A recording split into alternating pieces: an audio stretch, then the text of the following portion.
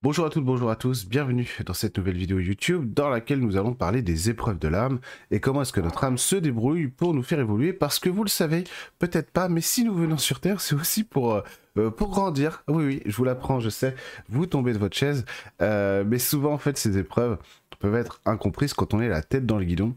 C'est vrai que la malchance que nous avons lorsque nous sommes sur Terre, c'est que les choses sont pas toujours évidentes, je sais pas si vous avez remarqué, pareil, je vous l'apprends, mais des fois c'est pas si simple. Bon. Tout ça, en fait, c'est pas du tout de la torture, c'est pas ce que veut notre Père Divine, c'est pas ce que veut notre âme. Nos guides sont là pour nous accompagner, évidemment, et l'objectif n'est pas du tout la souffrance. L'objectif, c'est la découverte et l'apprentissage de comment est-ce qu'on peut devenir, entre guillemets, déjà plus éclairé dans notre humanité, et pourquoi pas, si Dieu le veut, comment est-ce qu'on peut devenir un peu plus divin. Donc la Terre, moi, j'aime pas trop cette appellation, vous savez... On dit souvent en spiritualité que la Terre est une école. Bon, en vrai, je reste poli, mais je n'aime pas du tout qu'on dise que la Terre est une école parce que pour moi, la Terre, c'est pas du tout fait pour ça. C'est fait pour jouir de la vie. C'est fait pour apprécier. C'est fait pour pouvoir contempler, éprouver de la joie, donner de l'amour, en recevoir, etc., etc. Vous me direz oui, mais l'un n'empêche pas l'autre. C'est pas faux. Et que pour en arriver là, il faut peut-être bien quand même apprendre deux trois trucs. Vous auriez raison. Vous auriez raison. C'est juste que je trouve que souvent c'est un peu péjoratif quand on dit que la Terre est une école, ça sous-entend et ça signifie souvent, j'ai l'impression, je peux me tromper, qu'on est là pour en chier et que ça fait partie du jeu et puis que t'as signé, hein, c'est toi qui l'as voulu, c'est toi qui as choisi ton incarnation, c'est toi qui t'es mis toutes ces embûches, donc bon bah c'est comme ça. Bon. Et moi je vois pas du tout les choses comme ça, c'est pas comme ça que je le vis personnellement, pourtant croyez-moi, je ne le crie pas sur tous les toits tout le temps, mais les épreuves de la vie, bah comme vous, hein, je sais ce que c'est. Donc malheureusement, je préférerais faire partie des bourgeois de la vie. Moi j'ai jamais eu aucun problème. Mes parents sont formidables. J'ai tellement d'argent que même Jeff Bezos est jaloux. Enfin bref, c'est extraordinaire. Mais non, la vie, c'est pas ça, évidemment, et c'est pas fait pour ça. Et il y a cette scène, je crois que c'est dans le premier épisode de la saison 4 de The Chosen. Alors, je vais peut-être fermer ma fenêtre, parce qu'il y a des travaux et que ça fait du bruit. Vous ne l'entendez pas, mais moi, oui. Dans la saison 4 de The Chosen, je crois que c'est le premier épisode, on voit Simon le Zélote et Judas, voilà, qui vont faire la lessive. Et donc, on voit Simon le Zélote qui est quand même quelqu'un de très fait, qui est fait pour l'action. C'est pour ça que la scène est très intéressante, bien sûr. Il est fait pour l'action, il est fait il est formé à être un guerrier aussi, hein, chez les Zélotes, en tout cas dans la série à la base. Parce que les Zélotes, c'était pas tout à fait ça, mais c'est pas grave. On n'est pas là pour parler d'histoire. Et on le voit donc qui va très très sagement et très volontiers laver le linge, et Judas donc lui explique que pourquoi est-ce qu'on fait ça, donc il y a des gens bien sûr tout autour, hein, ils font ça en public, pourquoi est-ce qu'on fait ça, on perd du temps pour le ministère du Messie, si on récoltait plus d'argent, on pourrait faire en sorte, parce que c'est tout à fait possible qu'on puisse récolter plus d'argent, je veux dire, avec tous les gens qui viennent voir le Messie et qui viennent voir le maître, le rabbi, on n'a plus qu'à demander une participation aux gens, puis alors là on est riche, et alors eh ben on peut payer des gens pour le faire, et nous on peut s'occuper du ministère du maître, du rabbi. Et là en fait Simon lui répond: Judas, tu es très intelligent, mais tu manques de sagesse. Qu'est-ce qu'ils penseraient les gens qui sont là s'ils nous voyaient payer des gens pour faire notre linge? T'écoutes pas en fait ce que dit le rabbi. Il va dire: si, ça fait sympa. Plaisir, hein, je viens d'arriver dans le groupe, bon, déjà je me fais bully, harcèlement, attention. Donc bon, ça, on commence à comprendre que Judas a une autre vision en fait de la destinée messianique du Christ, et qui risque de poser problème, on verra, hein, bon, pour ceux qui n'ont pas vu la saison 5, je l'ai vu en anglais, mais... Enfin, bref, et du coup, Simon lui explique, voilà, on est là pour ça, on est là pour leur montrer qu'on est comme eux, on n'est pas différents. Dieu veut nous montrer qu'il est comme nous, et que les épreuves que nous vivons, que nous traversons, ce sont les siennes aussi. Il les vit avec nous. Et Jésus, pardon là, pour le coup, mais c'est clairement ce qui va se passer. Déjà, bon, il est pas né dans l'opulence, bien sûr, c'était voulu, il est né dans une étable, il n'a jamais été riche, il n'a jamais demandé à avoir un palais ni une couronne et à être considéré comme un roi, comme nous concevons le roi, mais plutôt comme un roi au milieu des autres, hein. Rappelez-vous, les premiers seront les derniers seront les premiers. Donc, il y a toute cette signification aussi de l'épreuve qui dit, mais en fait, ce que Dieu veut, c'est que à travers notre humanité, nous réalisions que Dieu est humain. et que c'est dans notre humanité, par les efforts que nous faisons, que nous nous en rendons compte.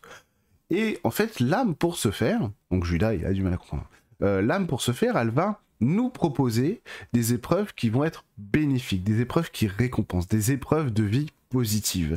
Et dans notre vie, nous avons aussi des épreuves de vie dites négatives. La différence entre les deux a l'air subtile, ça ne l'est pas du tout. Parce que dans les deux cas, de toute façon, nous risquons de souffrir, nous risquons d'avoir des épreuves, de la difficulté, des choses à faire qui nous sont pénibles, des engagements à prendre et à tenir qui vont nous être très pénibles, que ce soit professionnellement, parfois amoureusement, socialement, familialement. Ça va être très compliqué. Et en plus de ça, nous avons notre propre individualité à l'intérieur de laquelle nous allons devoir aussi prendre des efforts, prendre notre lot finalement de travail à faire, humainement parlant, pour pouvoir grandir spirituellement. Et donc, ces épreuves positives vont avoir comme effet par rapport aux épreuves négatives, c'est qu'elles vont nous récompenser. Ça va être dur, on va en chier, j'en ai chié pendant 10 ans, machin truc avec mon mec, etc., etc. Mais maintenant je vois ça, maintenant je suis comme ça, maintenant je vis ça. Vous voyez, on est sorti par le haut de quelque chose, d'accord? Les épreuves négatives, c'est lorsque l'âme n'avait pas prévu forcément quelque chose pour nous, mais que nous, dans notre humanité, avec notre libre arbitre, nous allons créer un autre chemin en faisant de mauvais choix. À ce moment-là, on ne sait pas forcément que ce sont de mauvais choix. Et ensuite, on va pouvoir vivre ces épreuves, mais elles vont pas nous récompenser. En général, la différence dans notre existence, et ça notez-le bien, c'est que on va pouvoir observer dans notre vie que la voie dans laquelle nous nous sommes engagés ne s'éclaircit jamais. Elle ne récompense jamais. On ne s'en sort pas. Et quand on s'en sort pas du tout, quand il n'y a pas d'espoir, quand on a perdu pied, quand on ne voit plus finalement le bout du tunnel, pas parce que notre foi est mise à mal, mais plutôt parce que l'expérience dans laquelle on est en fait est emprisonnante, nous sommes dans une expérience d'évolution négative. D'accord ? L'âme n'a pas voulu ça. Ça faisait partie des potentialités bien sûr prises en compte par l'âme, mais c'était pas le chemin de l'âme. Et alors là, on est en contradiction. Et alors là, ça peut faire très mal, ça peut picoter. Je pense notamment à quelqu'un que j'ai en séance très régulièrement. Je t'embrasse, je pense que tu vas te reconnaître. Et que j'apprécie beaucoup, en plus. Et qui avait fait ce choix-là. Attention, parce qu'on peut transformer les choses quand même. L'âme et nos guides ne nous laissent pas pris au dépourvu, tant pis pour toi. Fallait pas faire ça. Voilà, tant pis, vie terminée, maintenant tu te démerdes. Personne ne fait ça évidemment. La seule volonté des dieux, c'est de nous récupérer. Donc on ne nous abandonne jamais. Donc je pense à cette personne, et cette personne a fait un mauvais choix de couple à un moment donné. Je ne dirai pas ton prénom, un mauvais choix de couple à un moment donné. Nous avions vu en séance que c'était probablement pas le bon choix. Bon, j'ai fait tout ce que je pouvais. Hein. Elle le sait très bien. C'est quelqu'un de très intelligent, donc il n'y a pas de souci. Et elle s'en sort merveilleusement bien. Du coup, mais un très très mauvais choix qui a eu des conséquences vraiment négatives. Voilà, c'est le pire choix que tu peux faire au niveau du couple, etc. Ça le fait pas du tout. Et là, en fait, effectivement, cette personne s'était décalée de la volonté de l'âme. Mais bon, l'âme ne nous abandonne jamais, vous allez voir. Et elle est partie dans des expériences extrêmement morbides. Pour rester poli et rester discret. Et du coup, on a évidemment, elle a pas, vu qu'elle est forte et intelligente, elle a pas lâché. On s'est beaucoup eu en séance durant cette période, et elle a été suffisamment forte pour transformer une expérience de l'âme négative qui ne récompense pas en une expérience de l'âme positive qui récompense, parce qu'elle ne s'est pas laissée endormir par la situation. Elle a été sonnée, hein, mais elle a récupéré le truc. Bon, elle était avec un gros pervers. Vous imaginez un pervers qui a bouffé un pervers, qui aurait accouché d'un autre pervers, qui aurait fusionné avec tout ça. Ça fait un méga pervers. Bon, elle était vraiment avec Freezer dans Dragon Ball Z, quoi. Bon. C'est vrai en plus. Physiquement, il y a quelque chose. Bon, bref. En plus, donc. Je rigole parce que je le trouve en plus. Bref. Et elle a réussi du coup à se reprendre en main, à pas lâcher, à avoir un courage pour le coup assez hors norme, et remonter peu à peu toutes les étapes en fait de l'emprise, de l'isolement, sortir, s'enfuir, reconstruire, etc., etc. Bref, c'est une nouvelle femme aujourd'hui. Qu'est-ce qu'elle y a gagné? Énormément de puissance, énormément de sagesse, de force. Alors évidemment, elle n'est pas parfaite parce que nous ne sommes pas parfaits, nous tous. Mais par contre, elle y a beaucoup gagné. Et ça, par contre, c'est important de savoir que quand on fait des erreurs, Quand on commet des erreurs, on s'en rend pas compte au début. Puis nous, on a besoin, vous savez, on est dans nos besoins, etc. Il y a des choses qui se passent dans notre émotionnel aussi qui nous disent c'est sûrement une bonne idée quand même. Hein. Je vais peut-être essayer cette voie-là. On l'a tous fait, donc évidemment. Et puis on se rend compte au bout d'un moment que ça le fait moyen quand même. Bah, qu'est-ce que mon âme a voulu me dire? Bah que tu t'es trompé de chemin. Voilà ce que je vais te dire. C'est vrai que des fois on va se dire mais qu'est-ce que je comprends pas, qu'est-ce que mon âme m'envoie à travers cette expérience? Là elle m'a dit ah bah moi rien. Par contre parce que moi je t'avais fait un petit programme gentillet. Tout mignon, regarde. Hein. Donc plage, Copacabana, tout ça. Plutôt t'as choisi Dunkerque, non, je suis pas content. Bref, on s'est trompé de chemin. Voilà. Et évidemment, qu'est-ce qu'il y a à comprendre? Bah, c'est que nos décisions, nos choix, ce qu'on ressent, vont avoir des conséquences. Mais on peut s'en sortir, évidemment.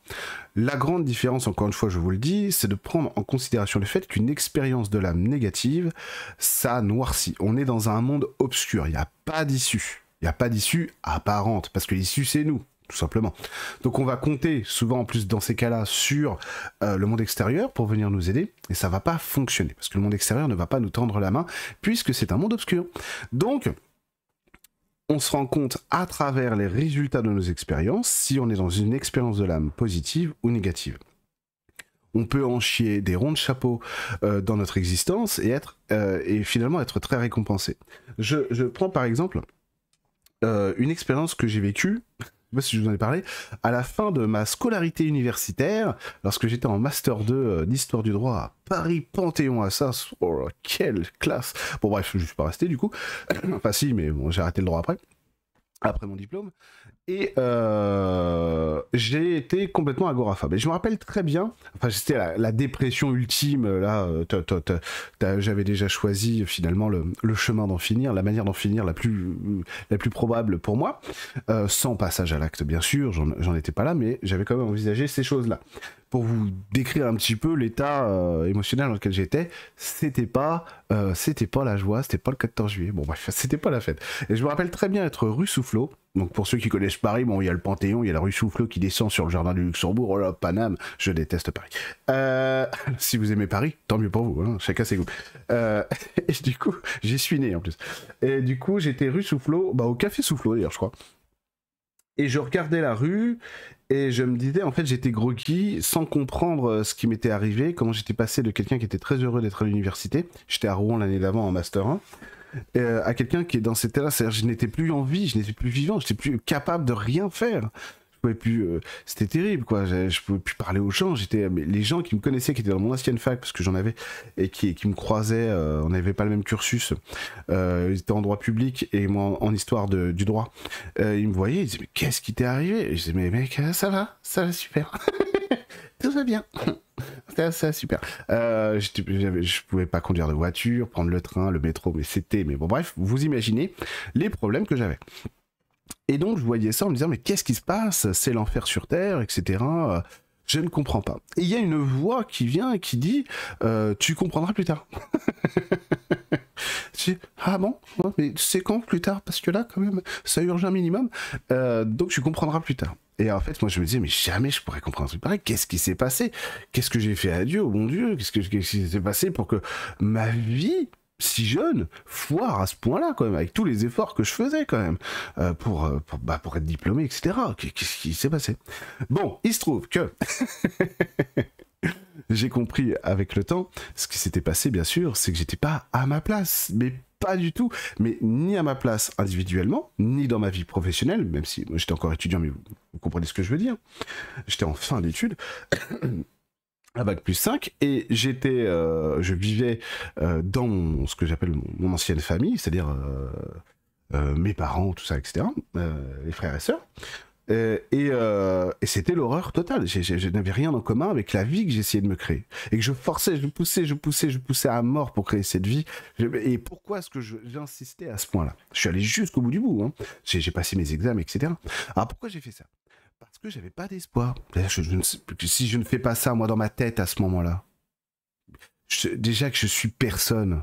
Bien comprendre ça, parce que j'étais personne. C'est-à-dire personne, tout le monde, j'ai été humilié en permanence, même dans ma famille, hein, personne ne m'a jamais dit bravo, avec son cœur, on est fier de toi parce que tu réussis tes études. Personne, hein, croyez-moi, c'est le contraire. Hein. Donc j'étais J'ai été humilié toute ma vie, t'es un idiot, un feignant, un incompétent, etc.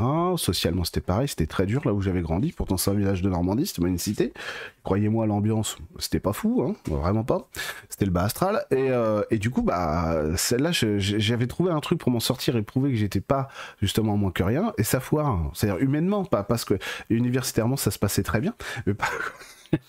Donc, qu'est-ce que mon âme veut me dire quelque part? Et en fait, bah, t'es pas à ta place.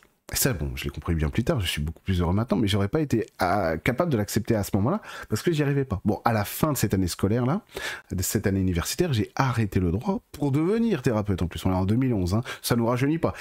Figurez-vous que j'avais encore des cheveux. Il m'arrivait même de mettre du gel.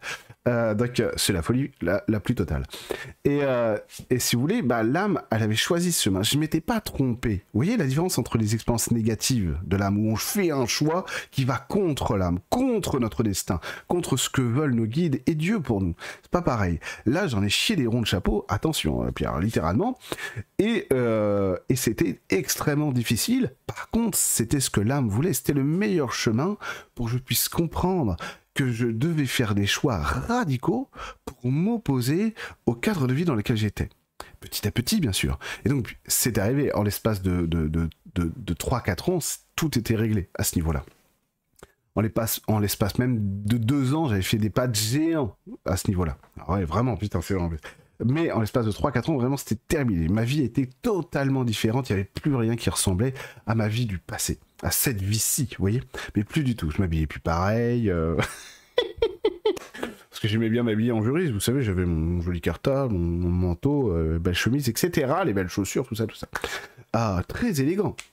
Pour un banquier d'affaires. Par contre, pour un mec qui préfère passer son temps à prier avec les esprits de la nature, en forêt, avec ses gosses, sa femme, à la plage, etc., c'est pas pareil. C'est pas le même style. Bon. C'est pas pareil, voilà, on a changé.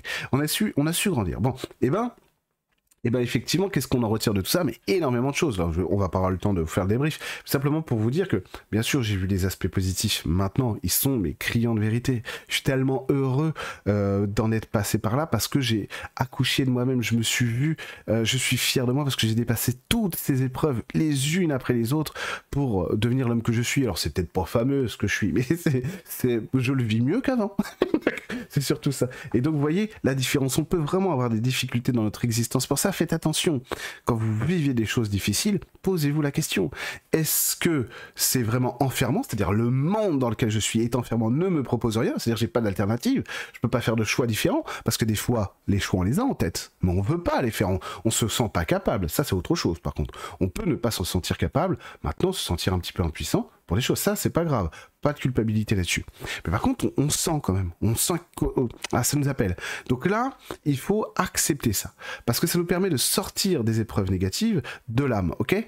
L'âme n'a pas voulu ce que nous vivons. Par contre, elle nous impose de regarder le résultat de nos choix pour les prendre en considération et ne pas rester bloqué dans ces niveaux-là. Ça, c'est très important. Comme la personne que j'ai régulièrement en séance, qui l'a fait. Croyez-moi, peut-être un jour, je la nommerai. Elle écrira sûrement un livre où elle fera une pièce de théâtre là-dessus, je pense. Parce que bah, ça pourrait aider plein de gens. Ça pourrait aider plein de gens. Et puis, après les épreuves positives de l'âme, c'est vrai, c'est dur. C'est dur, c'est dur, c'est dur. Par contre, on est récompensé. On peut le voir souvent, nous, puisque nous ne sommes pas notre âme. On peut le voir après coup, on s'en rend compte. Mais on le sent avant aussi. Ça veut dire qu'on voit qu'on a des alternatives. Vous savez, c'est exactement, et vous le savez très bien, parce que vous faites partie de ces gens-là, c'est exactement la personne qui est banquier à la Société Générale, directeur d'agence, gagne très bien sa vie. Femme et enfants, c'est super. Et puis, en fait, on se fait chier comme un rat mort, on n'en peut plus... exactement ce qui m'est arrivé. Alors pas au point d'aller dans une dépression aussi morbide, mais quand même, on n'en peut plus. On se dit, bah vas-y, on commence à faire des stages en géobiologie. Ah, ça commence à se passer un truc là. On commence à faire ci, ça, etc. On commence à mettre notre cœur, nos émotions dans autre chose, vous voyez.